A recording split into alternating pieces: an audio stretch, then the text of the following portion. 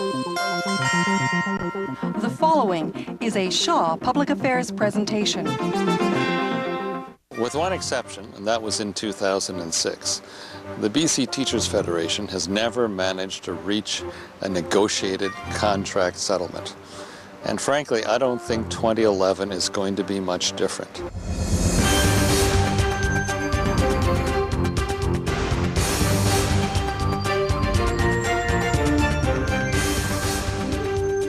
Good evening and welcome to Voice of BC. I'm Vaughn Palmer, and British Columbia got a new premier a few weeks ago and new cabinet with it, and we now have the first minister of the new government. And he's been around here for a while, but he is the first minister of the new government to be on Voice of BC. Welcome to the show, George Abbott, Minister of Education. Well, thank you very much, Vaughn. It's a great pleasure to be here. Yeah. You Minister of Education briefly last year. Yes. Before you stepped down to run for the leadership. Yes, I've been Education Minister twice for a sum total of about 5 weeks. Yeah. You got really good notices as Minister of the Education in your first week for going and talking to the BC Teachers Federation convention here in Victoria. Almost no ministers of education in British Columbia have ever done this. That's true. Apparently it had been about 15 years since the last one was there. An obscure historical figure, Mo Sahota, I believe his name was the last education minister spotted at a BC Federation of Teachers convention. And so they're kind of like spotting Sasquatches in Stanley Park. They're rare. There's not that many confirmed cases of them being there. Both sides, you treated them with respect, and their president treated you with respect. And I think that was the other thing that stood out to most of us, was that however difficult the relationship is, at least it started off on a good footing. It did, and I give them high marks for being very generous in their introduction to me, and in being very gracious in their applause. And I thought it was a very nice start to the relationship. I hope it'll last. I certainly intend to continue to treat them in a respectful, professional way, and I'm certain that they'll do the same with me. And I hope we can build a better relationship. It's not just BC Liberal governments that have had dysfunctional relationships with BCTF. It's been social credit, NDP governments going back for some time have had challenges in terms of the relationship, and I think we can all win if we can build a stronger, more respectful relationship.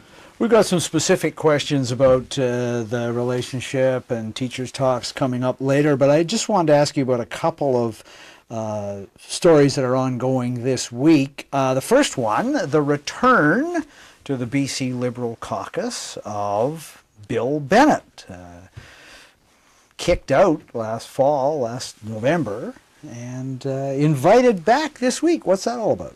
Well, Bill, I think, and Bill's acknowledged this, certainly crossed at least one line and probably a couple of lines in terms of what he had to say on his departure from Cabinet and caucus in respect of then Premier Campbell. He certainly went over the line in respect of that and was asked to leave the BC Liberal caucus. I think that was not unfortunate that he was asked to leave. I think everyone recognized that the behavior was unacceptable, but I think it's very important from the perspective of a political party that wants to be reunited, that we have now seen the return of Blair Lekstrom and now Bill Bennett. I think that's good. Bill was a great colleague for a decade, and apart from that unfortunate episode, I think Bill's proven himself to be a very good caucus member, very good cabinet minister, and I've always enjoyed working with him. I had the honor of enjoying his support during the leadership campaign. Appreciated that. So from my perspective, I think it's a good thing for the party that Bill has returned. Was it partly a concern that he was that this new Conservative Party, or this revived Conservative Party, was trying to recruit him? I don't think so. I mean, certainly that's part of the context. Mr. Cummins taking on the leadership of the BC Conservative Party is an important development and I think an important issue from our perspective in terms of the potential to split the BC Liberal vote between. Well, it's a threat to your hold on power. It is indeed. Whether that was central in Bill coming back, I would say no. I think Bill always wanted to come back. Certainly during the times I spoke to him during the BC Liberals leadership run, he was intent on coming back and very, very much hoping to come back. So the Conservatives, I suspect, may have hoped that he would come over and give them a presence in the House, but I think that was not by any means what Bill had in mind, and I think that we recognize that we're a stronger team with Bill than without Bill. Tell me about the Conservatives in your riding, because you faced a Conservative in the last two provincial elections. Yeah, last three, actually. Last three. They took 16% of the vote in your riding, and you still won. Yeah, they've never taken as much as 15, but they've consistently taken 10 to 11, and pretty much solidly there. And perhaps that's not surprising. The candidate, I think they had a pretty good candidate there, councillor from the city of Enderby who ran against me, and she's run against me twice or three times now, and she's done a good job campaigning. They do a strong campaign and secure around 10% in each of those elections. Haven't shown a lot of growth, but certainly if the NDP was a stronger force, as they had been in 1996 and 1991, they would have won the riding had typically a Conservative candidate taken 10%. But the NDP's significantly weaker now in Shuswap than they were a decade and a half ago and 2 decades ago. But doesn't your riding suggest that it's not automatic that when a Conservative candidate runs against a Liberal, the NDP gets in? Because there's 3 or 4 ridings in the Okanagan where they've taken 10, 12.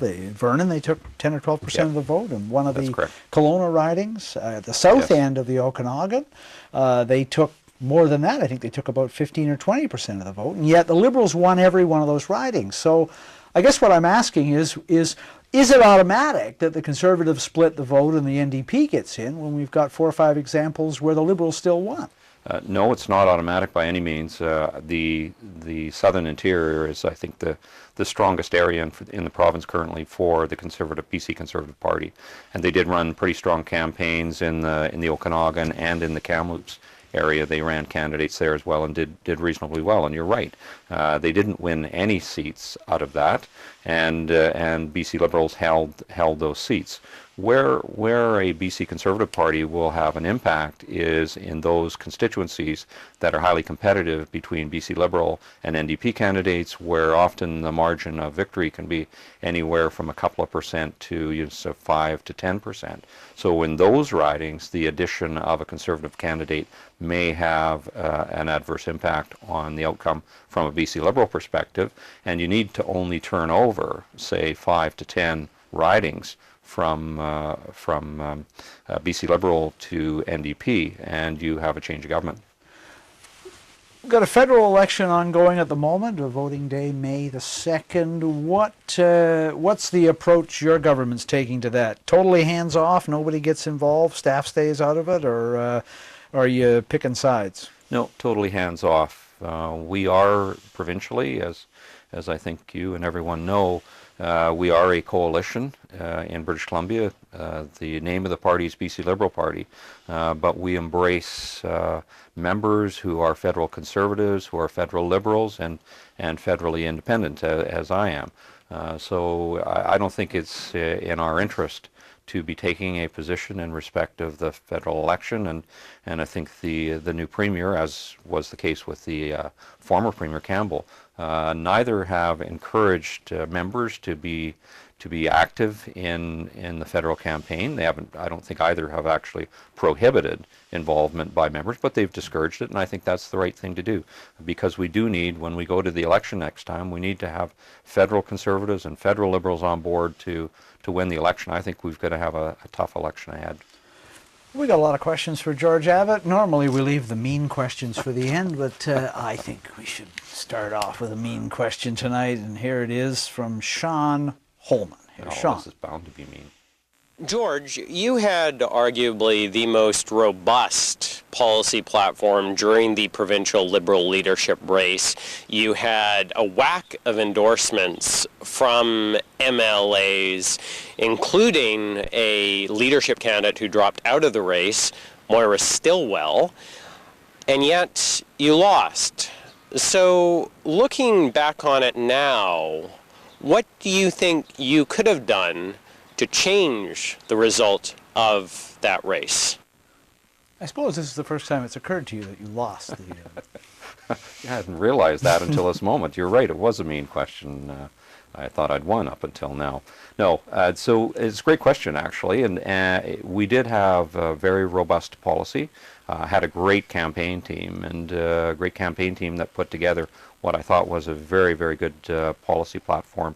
So pleased with that. I think to answer Sean's question, I think there were a couple of factors that, looking back on it, were weaknesses, and I think probably terminal fatal weaknesses in terms of the campaign. One was an inability to secure much of the sign-up in the urban areas, Vancouver and Surrey. There were some pretty big sign-ups there, as you know, and we just couldn't play in that market. We got a little bit of that, but when we have ridings of 5 to 10% return for George Abbott versus the other leading candidates, it is really hard to compensate for that by the strength that we enjoyed in portions of the southern interior and elsewhere, and actually on Vancouver Island as well. We did very well. But that was, I think, the inability to get the mass sign-ups in the Vancouver and Surrey markets were a fatal weakness. The other thing that we couldn't overcome, I don't think, was we didn't have access to federal Liberal or federal Conservative party lists. I don't know whether my competitors did, but we couldn't get them. And that, I think, in some of the ridings with smaller numbers, we were pretty sure that we were dominating in a number of ridings until the last couple of weeks, and there was some late sign-ups, and we just, again, we couldn't compete with that. We signed up a lot of members, but we did them one at a time, and it was it's tough to compete with larger sign-ups. Is this larger sign-up thing the same thing we see in the NDP race, where you've got significant sign-ups in the South Asian community? Yeah, I think it's along the same lines. What the NDP haven't done, and I suspect in retrospect they'll wish that they had, we did the equalization by riding, and I think that was a very good thing. I suspect I would have been even in a tougher place had we not had that equalization of the point system for each of the 85 ridings. Now, we won't really know what the impact of that on the NDP race is until the vote and reading the tea leaves. Apparently they're not releasing every constituency result, so it may be difficult to read the tea leaves, but we'll get, I suspect, a sense of whether the decision not to go to a weighted vote had an impact.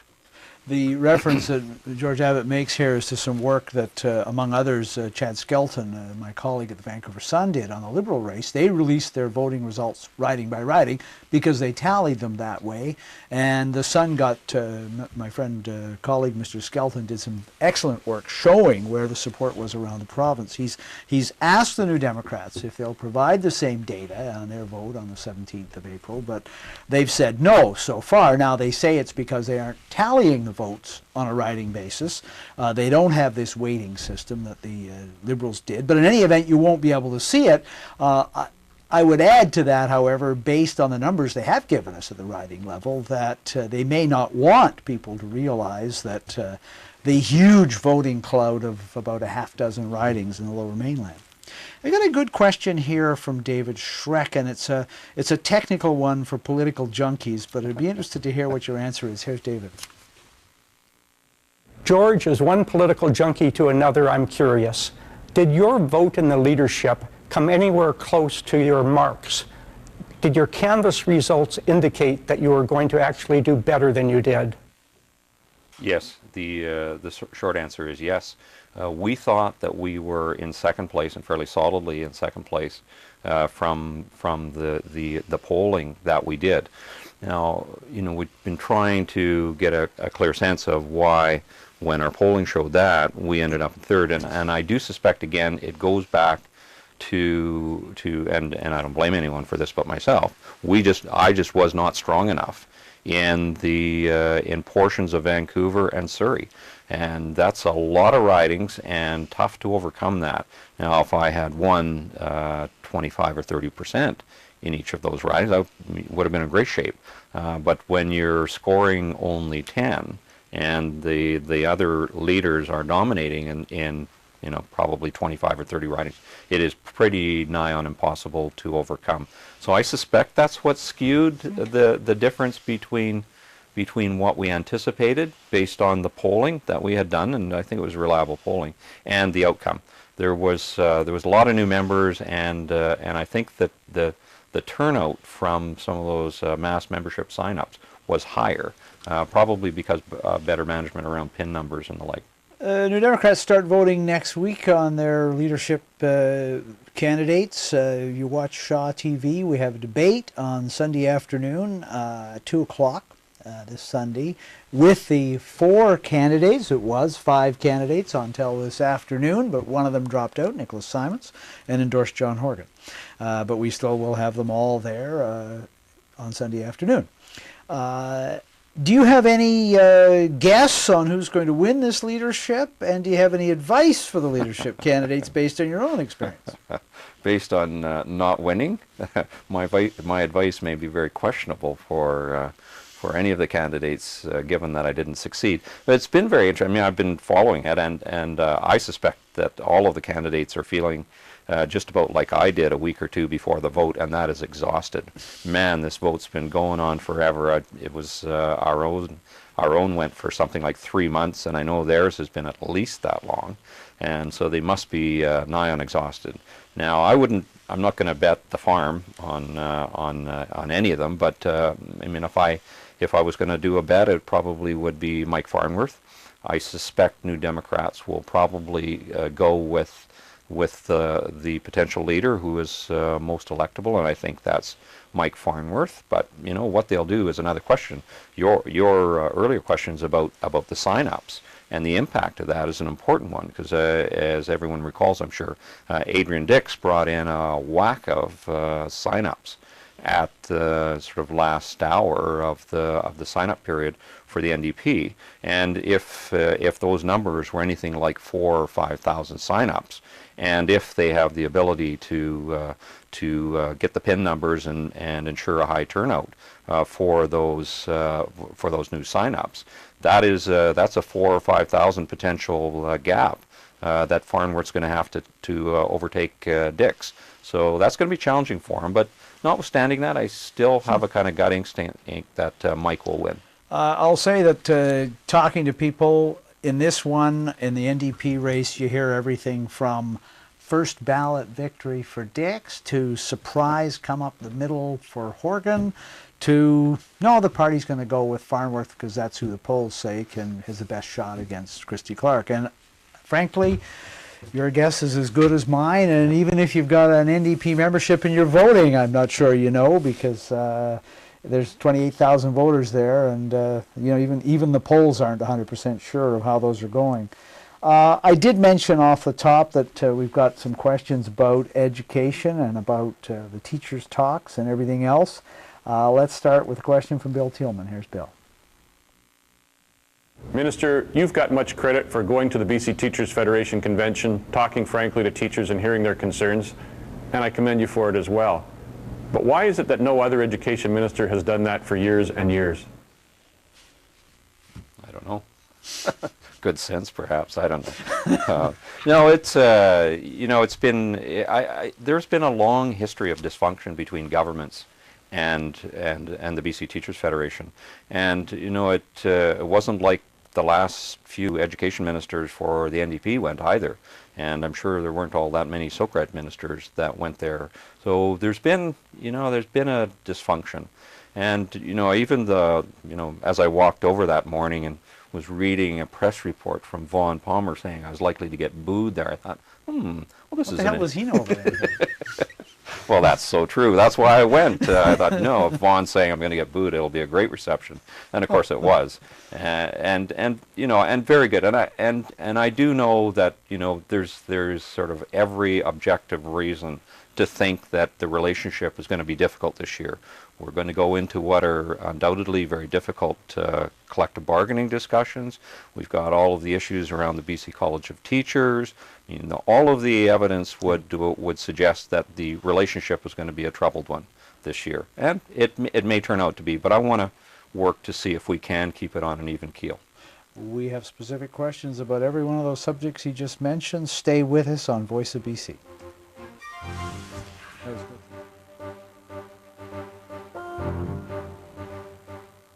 George Abbott can't help but have progress with the BC Teachers Federation if he stays away from collective bargaining and focuses on issues like graduation rates, quality of education, standardized testing, matters that are really the concern of the Ministry of Education.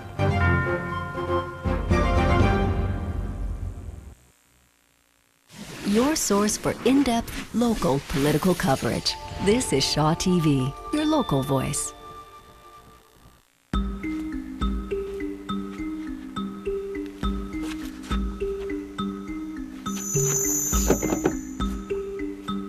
Crime happens, but where it happens and who becomes the victim can be influenced by you and your community. As the eyes and ears of their neighborhoods, Block Watch programs assist police by reporting suspicious activity. I'm witnessing a theft from a vehicle. To learn more about crime prevention in your neighborhood, contact your local police department or the Block Watch Society of BC. If you would like to contact us at Voice of BC, write to us. Our mailing address is 111 1925 Blanchard Street, Victoria, BC, V8T 4J2, or send us an email to vobc@shaw.ca. Who will lead the BC NDP into the next election? Join hosts Vaughn Palmer and panelists Keith Baldry and Justine Hunter as candidates face off on Leadership Debate 2011 on Shaw TV. George Abbott recently attended the BC Teachers Federation conference as the education minister, the first in a long time, and he must have felt a little bit like Daniel in the lion's den, or sort of like Christy Clark going into her first caucus meeting with a whole bunch of people who really don't support her. Thielman, he never fails. Before we go back to these specific questions about teacher bargaining, just lay out for people exactly how it works, because the Minister of Education and the Ministry of Education doesn't actually handle the negotiations, although the government does effectively set a mandate right across the public sector. So how does that work? Well, the association that represents and bargains on behalf of the BC School Trustees organization, BCPC, is the formal agent on behalf of the government and the school trustees for bargaining with the teachers. They are supported by the Public Service Agency and by the ministry, but the lead is with the BCPC. And these constant references to net zero is a mandate that the cabinet set now 2 years ago for all public sector talks in British Columbia. Yes. That if there are raises or increases in benefits in one area in the contract, they have to be offsetting savings in the other way so that it doesn't end up costing the Treasury more money. Yeah, that's right. To quickly review it, of course, the economic challenge began in the fall of 2008. We saw the economy deteriorating over that period. I think it was the throne speech of 2009 made actual reference to the net zero mandate for 2 years as we moved through this difficult economic environment. And 2/3 of public servants in British Columbia now have signed agreements based on net zero. And so that, you can look at a number of things in a net zero discussion, but obviously it's going to be a challenging one. I'm told that some of those public sector unions, in addition to that, negotiated what we would call, in casual terms, a Me Too clause. Yes. An agreement that if some other union came along later in the public sector and actually got a raise, got something more than net zero, they get that as well because they signed net zero in good faith. That is correct. So if we were to have an agreement with the BC Teachers Federation or anyone else over and above net zero, we would be obliged to reopen all of the previous existing contracts. Could get pretty expensive. It could get very expensive and very quickly. Question from Susan Lambert, BC Teachers Federation. Here she is. Our class sizes have increased. There is tens of thousands of overcrowded classrooms in the province. As well, we have the erosion of the supports for children with special needs. So children with special needs aren't being diagnosed, and once they are diagnosed, there aren't the specialist teachers in place to provide the instruction and assessment that is necessary for those children to succeed in school. I thought it was interesting when you spoke to the teachers. You took some questions, not very many, but they had some questions lined up. They did not, in their questions, come at you with a pitch for a raise. They came at you, they had individual teachers stand up and tell stories about being in a classroom where 6 children had been diagnosed by the Ministry of Special Needs and the staff weren't there to look after them, and the disruptive impact of having 6 children with special needs in the classroom. I must say, I thought it was a sympathetic presentation. I thought they had a case on that one. Yeah, well, I think it's a case worth exploring, actually, and I'm prepared to do that. And I do hope to have some constructive discussions with Susan and with the TF and with teachers about that issue. Oh, interestingly, from the sort of political rhetoric perspective, there's this phrase, class size and composition, which rolls off readily from the lips. But really, to me, the class composition issue is a far more compelling issue than the class size issue. There was a huge reduction in the number of oversized classes in 05-06, I think from sort of 10,000 down to about 5,000, and it's been gradually rising, but it's still in that order of magnitude around 5,000 to 6,000. So, and a lot of those classes tend to be classes where larger numbers are not necessarily a bad thing, i.e. a band class, you in fact thrive on having a larger number, and some arts and other areas, music, you will thrive on having a larger number. So it's not always a negative thing. But I do think that there is a real challenge if you have even one child who perhaps has serious, compelling behavioral issues, and you don't have the support in the classroom to deal with that. So I'm not sure. I mean, I am happy to visit this question and revisit this question about whether there is some way that we can make that classroom experience a more satisfying one for the teacher. I had the pleasure of teaching for 15 years or thereabouts, most of it in college, but some of it at the high school level, and I loved teaching. I just found it was great. But you know, I do hear with some frequency the stories that we heard that day at the BCTF, and more recently I was at a school in Saanich, an elementary school in Saanich, and heard from an elementary school teacher who had her entire teaching year last year, and I believe she was a grade 5 teacher. Her entire year was colored by the presence in the classroom of a child who screamed through the entire year and threatened her through the entire year. So a 5-year-old or grade 5 child's not that large, but nevertheless, this would spoil your day and spoil your year without a doubt.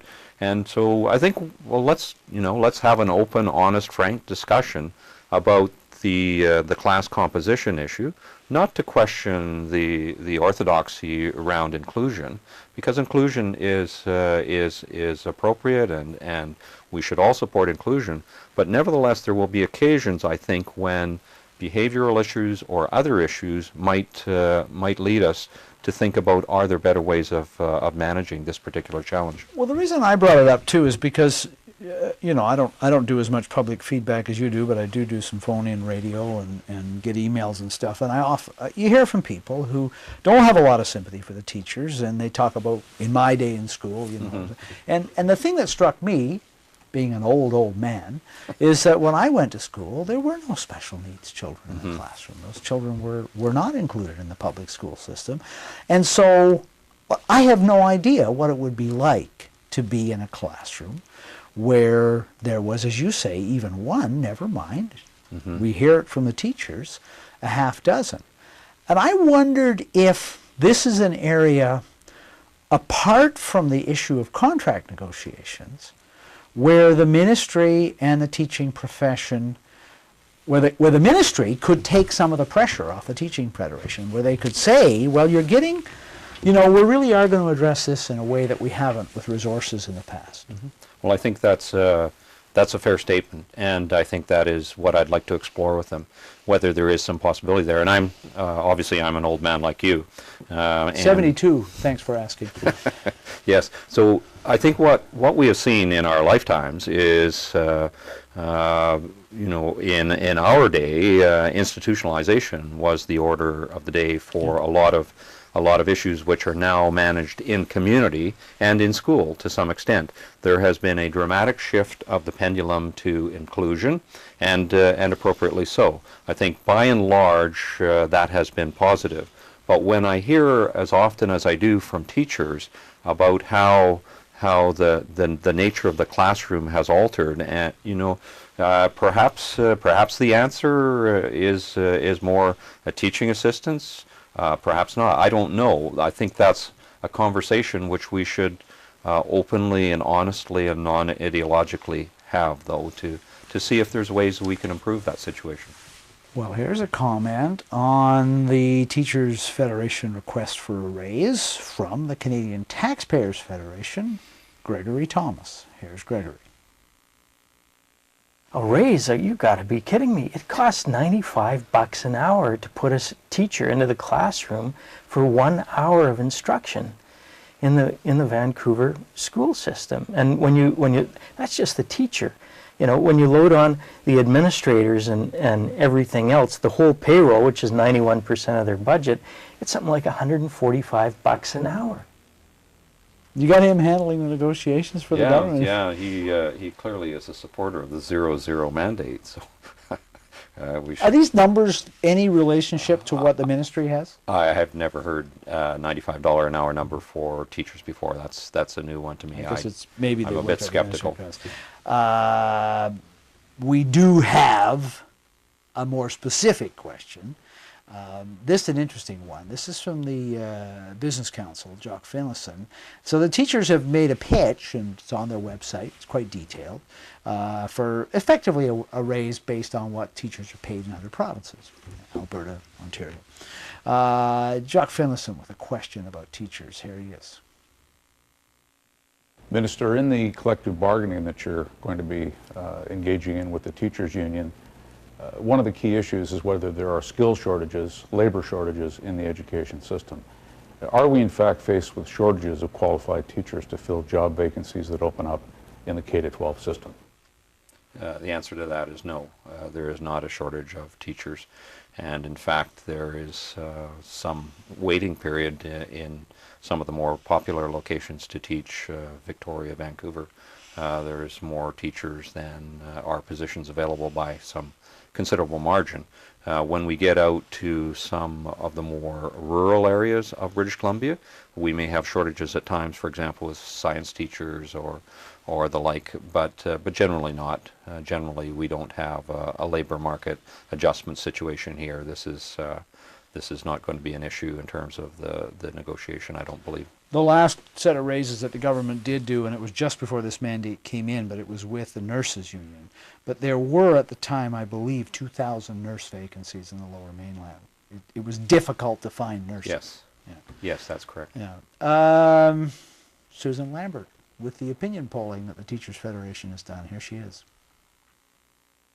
We've just done a poll, and our poll shows that 80% of British Columbians are expecting that government adequately fund the system, increase funding to public education.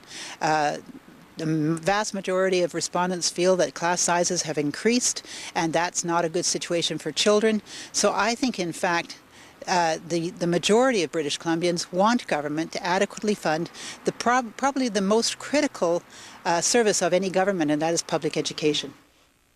The teachers union feels the public's on their side, and based on several of the showdowns they've had with government over the years, they have a case. Well, you know, everyone's going to make an argument for some additional dollars, and the reason why the 0 and 0 mandate was widely publicized. You're not keeping it a secret when you put it in your throne speech and say we're going to have 0 and 0, was because of the compelling economic circumstances which the province faced through that period, and we appear to be coming out of that now. But the Teachers Federation have not had, as others have had, those years of 0 and 0. They are coming off some increases.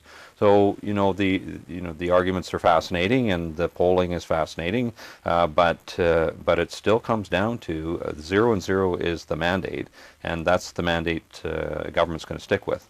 The repercussions of doing anything other would be dramatic. Further, I'd say, and this I think is important, that as one who had the honor of being the health minister for 4 years in this province, I can tell you that healthcare pressures aren't going away either. As we age, as our proud generation of post-World War II baby boomers get into their late 50s in a few cases, and some in their 60s. 70s. As we age, we're going to see more compelling pressures on healthcare budgets. So nothing's going to be easy, and everybody wants to have a good education system, and we do. And in fact, I think many British Columbians would love to have a better education system. That may take some investments, but that doesn't mean we're going to have to deviate from the 0-0 mandate. I don't believe we're going to. Jock Finlayson thinks that perhaps there isn't enough controversy around the education system already, and perhaps we should add another element. Here's Jock. Some countries that have strong education systems, like France, Finland, and Korea, don't have the equivalent of the local school boards that we tend to have here in Canada and the United States.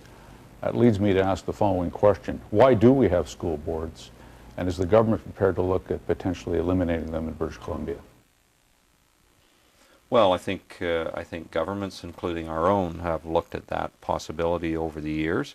That is not where we're going, though. I would not recommend to government that we expend massive amounts of political capital by eliminating school boards, nor do I think it is the right thing to do from a public policy perspective. I know the range of experience with school districts has been dramatically different across the province, and I think there's a case to be made that there's in those with just a few hundred students in the school district that really we should be encouraging amalgamation, and I support that. But in my own school district 83, Shuswap, North Okanagan, I've had a great relationship with them for 15 years since I've been in the legislature. They take their jobs very seriously, they're non-political, they're very constructive, and they do things which, as an MLA, I don't think I'd particularly want to do, and that is sit down and do the fine-tuning of an education budget, make the tough decisions about what bus routes to have or not have, or to make the tough decisions about closing some schools where school membership has fallen. So there's a lot of decisions that are made at the local level, and it's kind of like, why do we have councils or regional districts? Because the provincial government doesn't want to deal with a lot of those sort of granular issues, local issues, at the provincial level. We did have a small reduction, 10 or 12 districts in the 90s. The New Democrats did do some amalgamation. That's right. It was pretty controversial. It was. For example, the Shuswap and North Okanagan school districts were combined. That's actually worked out pretty well, but it was controversial at the time. And there's a couple of districts I think that may voluntarily amalgamate in the years ahead, and I want to find ways, Vaughn, that we can eliminate any disincentives to amalgamation and perhaps put some incentives in place to amalgamate. Because when you get down to having 300, 400, 500 students in a school district, there's really, I think, a marginal case for continued existence. And where we can see some amalgamation of those, I would strongly support that. Take a brief break on Voice of BC with Education Minister George Abbott. Stay with us.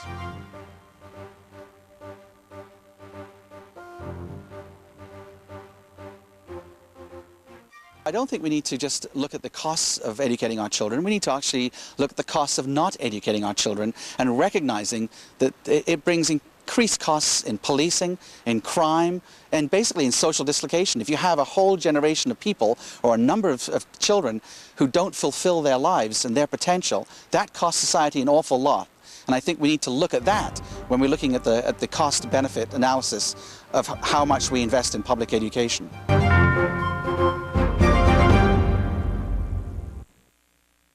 Producing over 9,000 hours of local programming every year. This is Shaw TV, your local voice.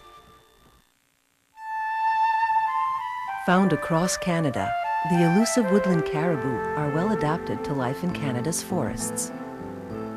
Their wide hooves allow them to dig for food in winter and travel great distances in summer. But because of habitat loss and predation, woodland caribou are at risk. To learn more and discover how you can help protect Canada's wildlife, visit hww.ca. Missed something on Voice of BC? Catch an encore presentation of this show on your local Shaw TV. If you live in the Lower Mainland, Voice of BC rebroadcasts Saturday morning at 10:30 and Sunday afternoon at 4. On Vancouver Island, watch Voice of BC Saturday at 10 a.m. or Sunday afternoon at 2. To find out when Voice of BC rebroadcasts in all other parts of the province, please contact your local Shaw TV or check the TV listings for your area.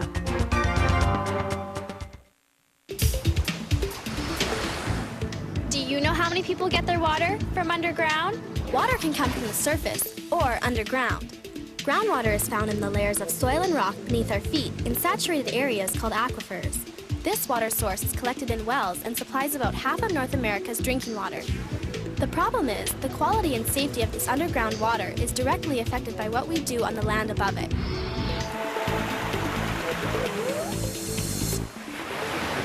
I think children are of course, our #1 priority, and their safety is got to be the first priority of government, and I think that they should speed up the schedule of seismic upgrades of schools in BC. And good evening and welcome to Voice of BC, or welcome back to Voice of BC. Next week the show will be the debate, the NDP Leadership Candidate Forum. We're going to broadcast it twice. The New Democrats will be picking their new leader on the 17th of April, so we've got a debate among the 4 remaining candidates, which will air here on Shaw on Sunday afternoon at 2 o'clock, and then in the spot for Voice of BC next Thursday night, we will rerun that.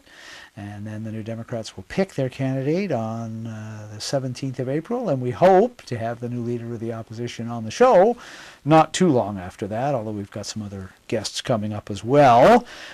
Minister Abbott, your staff sent me a release today on something called personalized learning. And with the many vast areas of ignorance I have, I'm going to ask you, what the heck is it?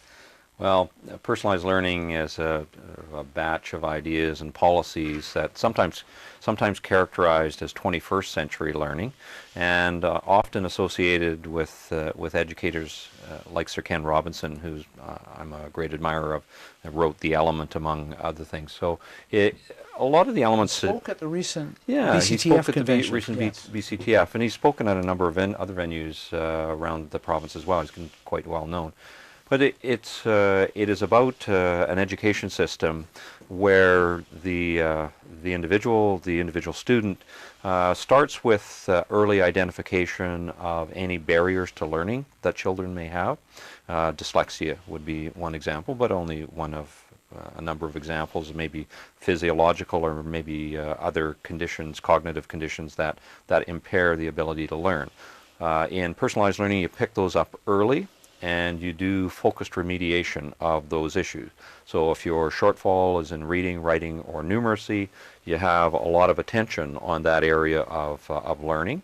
And particularly in that period from kindergarten to grade 4, apparently the human brain at that youthful stage has the opportunity to build new neural pathways and new ways of really dealing with these learning challenges. And once they're overcome, of course, you equip the child with the opportunity to succeed through the middle years and through the high school years. Often what we see, and I think it's tragic, is we don't pick up conditions early.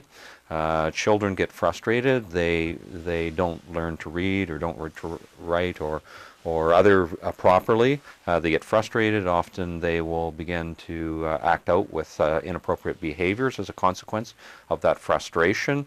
Often they become quite disengaged by the time they get to the high school years, and that's the group that we will often lose in those years, grades 9 to 12. One of the things that really impresses me about some schools, and I've visited Reynolds recently in Victoria, a high school that as students come in at grade 9, they are trying to pick up kids that have had some shortfalls in terms of reading, writing, numeracy. Very impressed by the work they're doing. If you can pick those up early, obviously that's the best thing, but I think we need to construct an education system where we are constantly vigilant about those issues of learning shortfalls and trying to address them. Because I think so often, and I think, back my own experience in school, that I think a lot of times the bad behaviors are driven by frustration at feelings of inadequacy and feelings of failure. And what we shouldn't do is have any child emerging from the public school system, or any school system for that matter, feeling like a failure. We need to have pathways to success that capture the imagination, the passion, the energy, the interests of students, and that's very much what the Sir Ken Robinson kind of view of personalized learning is about, is having an education that is more sensitive to the differences which children bring to the table. NDP education critic Robin Austin here with a question. An interesting one. This is a sensitive question in education for both parties, and I can say that because I was at an NDP leadership forum debate in Qualicum the other night, and this question came up, and the answers from the leadership contenders were careful as well. Here's Robin Austin. I think what's happened in the last 10 years is there's been a substantial increase in public dollars that are going to support private schools. That's largely been a result of the lack of support of the public education system. So what's happened is that parents are looking at some of the challenges of the public education system and then making a choice to move their children to private schools. I think the NDP position would be simply this: if you support public education properly and it's funded well, then people will choose to have the diversity that comes with sending your child to the local neighborhood school. So when the question was asked at the leadership forum the other night, would you cut off funding for independent schools, the answer from all candidates was no, basically because I guess there's too many people with their kids in them. It would be too controversial. Yeah, so interesting question. I don't agree with the assertion. First of all, I think there's a host of reasons why some parents will have their children go to private school versus public school. Sometimes those issues are religious. Sometimes they are concerns about quality. It can be a host of reasons. But for example, I think we both know a current NDP president and former NDP cabinet minister who had his children go to private school, and that's a choice people make, and fair enough that they should. My daughter would spend half of her schooling in public and half her school in private, so half and half. Both systems were good. Yes. Happy with both of them. Yeah, and I think that what we do in British Columbia is we provide 50-cent dollars for private school funding versus the 100% dollars for public, and I think that's fair. People can make a choice and still have some support. Yeah, about 70,000 students in the private system, and the subsidy is about $250 million a year, I think. Those yes, I numbers from the ministry's website. Numbers are very close to that. This one kind of blew up last fall and was a big deal just before the end of the year, and we're still waiting to hear what the government's going to do about it. So here he is asking a question on the College of Teachers, Gregory Thomas. When Premier Clark was Minister of Education, she tried to reform the College of Teachers. She failed. She didn't get any backup from Cabinet or from the Premier. My question is whether this minister expects that Premier Clark will back him up when he makes the necessary reforms to the education system to get value for students. Because you had a very critical report on the College of Teachers come out from Don Avison right at the end of last year. We did, and it is a very critical report, no question about that. First of all, Gregory's question, I think, contains some historical revisionism, which I cannot agree with. In fact, during the, again, relatively brief time that I've been in the legislature now, 15 years, I think we have seen at least 3 and perhaps 4 versions of the BC College of Teachers. And prior to 1996, there were a couple of others as well, as social credit and NDP governments struggled with what a College of Teachers should look like, what it should do, whether the disciplinary portion of it should be constructed this way or that way. So rather than rush into a new College of Teachers, I'm going to take some time and work with all of our partners, including the BC Teachers Federation, but the school trustees, the parent advisory councils, all of our partners, to try to ensure that when we reconstruct a BC College of Teachers, that it is a sustainable model for the future. So there will be a change. Have you got a timetable for the change? Like, when do you hope to have the new in place? We've had some initial discussions with all of our partners, and we will continue to have those discussions in the weeks ahead. I hope that we can see some results from those discussions, perhaps in 3 months or thereabouts. But I haven't put a time frame around it. When we're ready to roll with a new College of Teachers, and I'm comfortable that it looks like a sustainable and appropriate model, and of course when Cabinet and Caucus are supportive of that model, then we'll move forward. No lack of controversies in the education sector, and I'm sorry we can only have one question on each one, but here is another one. Teacher evaluations. Paul Shaker. Both Canadian and American scholars recommend that any evaluation system that is put in place over professional people like teachers must have the consent of those being evaluated. As a former educator, Minister Abbott, what are you going to do to restore that kind of trust to our accountability system? Yeah, there's been lots of controversy around the Foundation Skills Assessment Test, or FSA, and of course there's been a considerable campaign by the BC Teachers Federation to have parents have their children, in some cases, boycott the FSA. I think that's unfortunate. I think the Foundation Skills Assessment Test is a useful measure at points in how children are progressing relative to other children in the education system. What I've said to the BC Teachers Federation, because I think they're actually less concerned with the Foundation Skills Assessment Test than they are with the way in which the Fraser Institute ranks schools based on some of the data that is generated by the FSA. So I've said to them, look, let's sit down, let's talk about the FSA, let's think about it. It is an assessment test. It is not an assessment test that came on a bolt of lightning on the mount. It is a skills assessment test. Let's look at that. Let's think about whether it can be supplemented. Let's think about whether it can be complemented. Are there ways that we can do this that would restore the trust and confidence of teachers and parents and students in the skills assessment process? I think the result that shocked a lot of people was when the Bountiful School ended up at the top of the heap. Yes, that would take one's breath away. Absolutely. How Doesn't do we explain that discredit the whole test? Well, perhaps it's a small cohort, and apparently they teach to the curriculum in Bountiful School, and apparently they've been the subject of no end of inspections in that regard. First Nations, and we struggle in this province with this issue. You've been the Minister for Aboriginal Relations and know the struggle firsthand. Question about it, Union of BC Indian Chiefs, Stuart Phillip. Here he is. Graduation rates of First Nations learners within the public school system in British Columbia have been less than 50% for a number of decades now. What are you going to do as the Minister of Education to change this outcome? Well, the Grand Chief is absolutely right. The level of success in graduation rates for Aboriginal students is unacceptable. I'm in fact ashamed as a British Columbian and as an education minister that we have failed Aboriginal children as badly as we have in this province.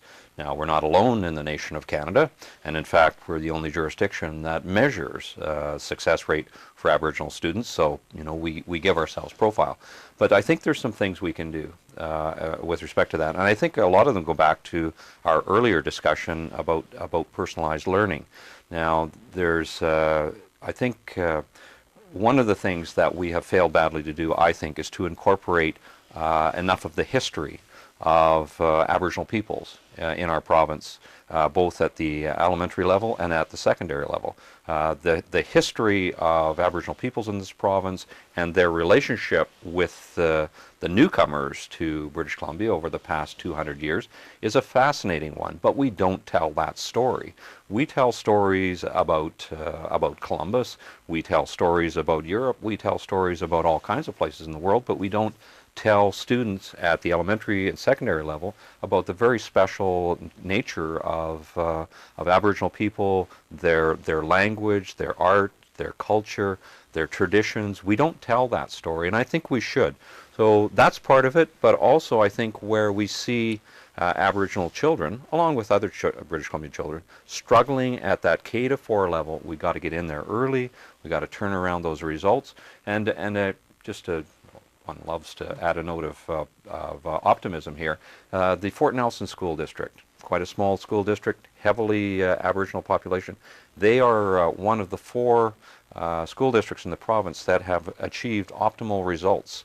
And those optimal results were generated by that kind of focused attempt around reading, writing, and numeracy. So I think there's some things we can do for Aboriginal students, and we need to do them. Well, and I think if we don't have anything we can be optimistic about, we don't have anything to build on. But we do have a question here. This is a good one. Former NDP Cabinet Minister Paul Ramsey just asking about the same subject, coming at it from a different angle. Here's Paul Ramsey. Mr. Abbott, I have a politically incorrect question for you. Recently, before you became Minister of Education, the Liberal government was embarking on allowing First Nations groups to set up special target schools that were designed to address Aboriginal education. You and I both know that these schools will attract almost entirely Aboriginal students. My question is this, and it's an incorrect one. Is this really the best answer, the best way to improve educational success for our First Nation students?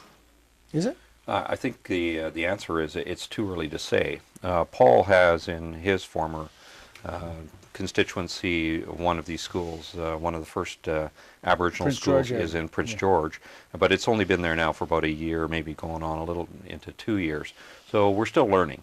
I think it may be as much, though, again, around making personalized learning a part of that environment, notwithstanding that there's an Aboriginal focus to the school. But I think, it's got some potential. I wouldn't be dismissive, certainly at this premature stage, of the opportunities that may be around those schools. I don't know whether it's the right model or not, but, in fairness to Aboriginal people in this province, it's not like they've been enjoying great rates of success with the existing model. So one can't be too critical when the school district in Prince George wanted to try something different out. I think it's worth a try. Teacher's contract expires June the 30th. The schools will be out by then. Parents in British Columbia want to know, is there going to be a school strike in the fall? What do you think? Well, there won't be in the summer. We know that. Could there be in September? Potentially. I don't know. I don't necessarily expect that there will be, but at any point after June 30th, subject to the other statutes of the province, the Teachers Federation may call a vote. There are essential school services legislation for the schools, though. Yeah. But we've seen this movie a few times. 3 of the 4 times we've had teacher agreements in the province. They've been legislated solutions. Thank you to George Abbott for being on Voice of BC. My pleasure. Thank you, Vaughn. Next week on the show, it will be the NDP leadership candidate debate next Thursday night. Thank you for watching Voice of BC, bringing the legislature, BC politics into your living room. Good night.